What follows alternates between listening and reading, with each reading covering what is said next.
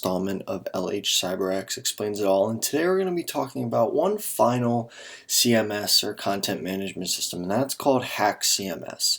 So HAXcms is a very easy to use and a very simplified CMS that can do a lot of cool things and a lot of things that not many other CMSs can do. So when you first log in, this is what you're greeted with.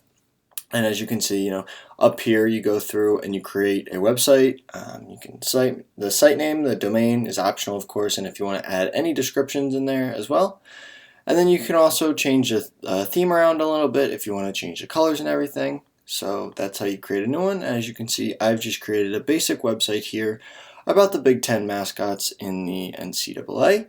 And so here's all the different pages, just a little bit about each Big Ten mascot. This is not all of them, but to create a new page, it's very straightforward.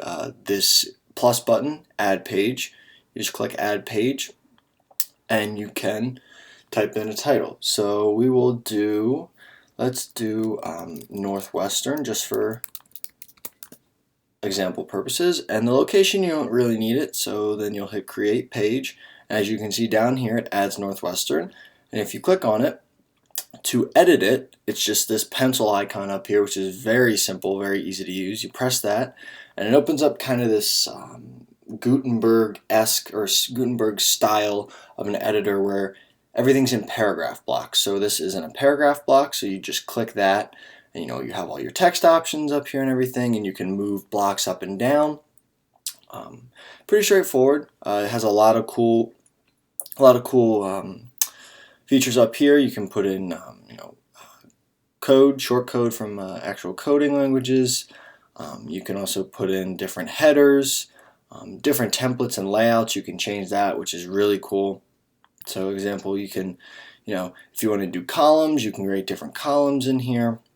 And then templates, you can create different templates as well. And this is one of the cool things. If you click this add button, you can add different types of content as well, whether it's a link to an existing website or a file, and you can drop that on here. And then this make one is also really cool as well. So if you click make, it comes up with a whole lot of really cool, really unique features. So there's this code sample. You create a sticky note on the website. The video player, you can embed a video onto the homepage. Create markdown, multiple choice like exam type things. You want to create multiple choice options. You can create GIFs and all these cool audio players.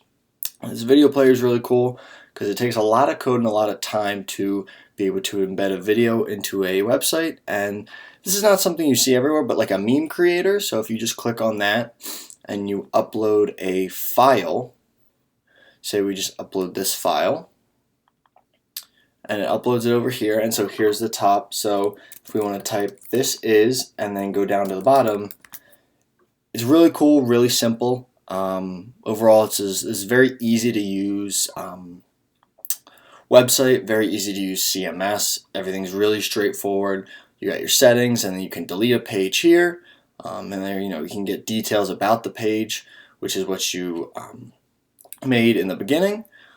The only thing that I would say I had trouble with in the beginning is the images.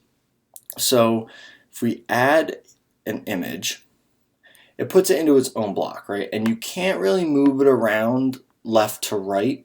You can only have it left or centered. So it kind of is a little bit of a learning curve to be able to place it where you want. And this is like the sizing. You can't do it little increments at a time. It's either 25, 50, 75 for the full size of the image, and then you got your width and height. So that's one thing I would say is a little bit harder to wrap your head around. But other than that, it's really easy. It's really straightforward. Everything seems to flow really nicely. It's very fluid. Adding a page is really simple.